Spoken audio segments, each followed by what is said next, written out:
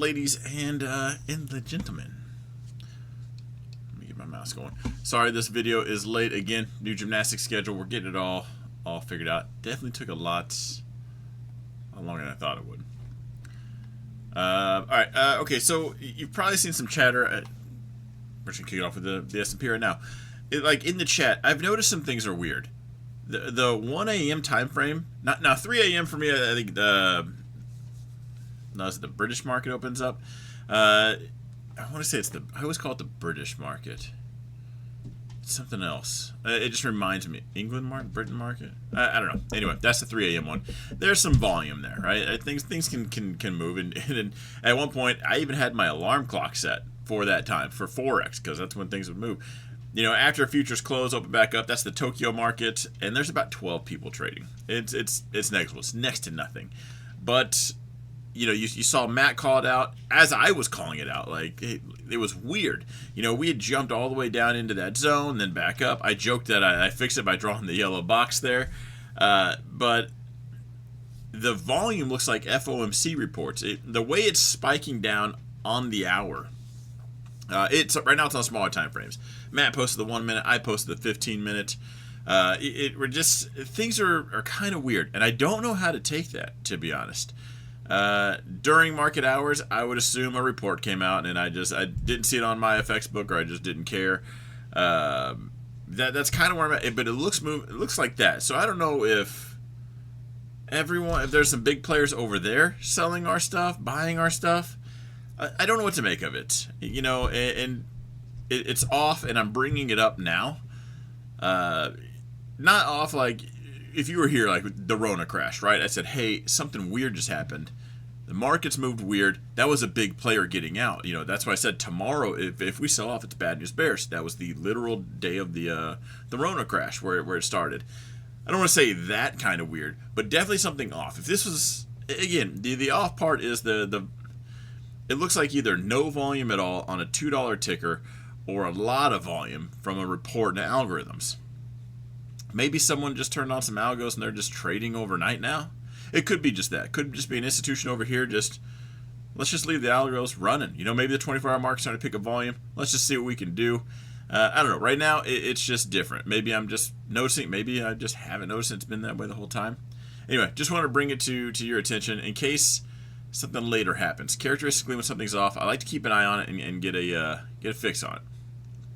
Dollar selling off, I am. Surprise, surprise. Still short the U.S. CAD and U.S. dollar Japanese yen. That's why I didn't get any alerts on that today. U.S. dollar Japanese yen, Owanda, nothing. Okay, so they're just doing jack. They're just hanging out.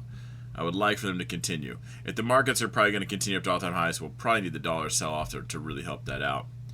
Bitcoin jumping up, hitting that zone, sold off. Hopefully we're pushing back up right now. I think we're about to see some hype on this. I don't know if this got called out. I'll probably come back to it later. I just want to check it for myself. Mara, I think if Bitcoin goes on some hype, that's going to be the bear flag or reversal. I don't want to say this is a conductor saying all aboard, but how many signs do you need? You know, the other side of that coin is it's not going anywhere. Let's check out coin real quick, speaking of which. The way we were already at one standard deviation, I kind of thought we'd see more volume out of this. If Bitcoin does pick up, this one could still really surge.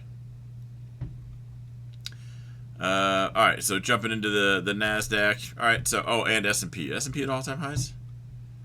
Okay, so everything hit all-time highs. We checked that box. Time to go short.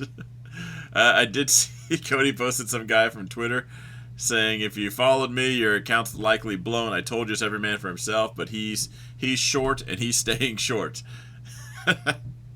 And hopefully no one lost all their retirement. Guys, even for the bears that are in this chat, you can die on these hills. There's a lot of hills for you to die on. You just got to look at it. You can think you're short. That's cool, but who's wrong? You or the markets. It's not you're right and the market's wrong. And I say that because that's a trap a lot of people get into. They're so stuck in their ways. Dying on that hill is the best saying. It's like, I don't care. Market's wrong. Goldman Sachs, JP Morgan, every trader on Robinhood, everyone who clicked the buy button, you guys are wrong, not me. Unfortunately, that's just not how it works. It's not a thing. Now, you can choose to sit this one out. Hey, I don't agree with these prices. That's completely different. But to actively go against this, you're going to lose a lot of money. So, maybe we don't do that. I catch knives all the time. Allocation, very different than I'm going to die on this hill. It's I'm going to take an L. I feel like I took an L today. So you guys know I'm in SPX calls, right? I was. I missed that spike in the morning. For some reason, I didn't get tired till 4:30 a.m. I was wide awake. Anyway, I slept through the 8:30 bell. And it spiked up, came down. And I was up thousands. And I was like, crap. I missed it. And then it came back up again. And we jump into this zone. I'm like, you know what? I'm going to go ahead and call it. I'm going to sell it. I even had, I hate to say it, gut feeling. I was like, I should just stay in these. 100% locked in. It was cool. Would have been more like 200% had I stayed. What an awesome trending day. If you even saw my screenshot, I even put up the 9 EMA to convince myself I should stay in. Oh, it sucked. Anyway, looking for a pullback into that zone and probably just a continuation of that trend. I wouldn't really be bearish. I mean, a pullback to here, cool. Pullback to here would probably take a catalyst. I wouldn't worry about any shorts really panning out outside of, right there, any longer term until we break that zone. That might be a September play. Looking at the expected move, not quite there yet. Plenty of wiggle room there. NASDAQ, exact same story. Someone's going to ask for a zone here. And I got to say, let's just...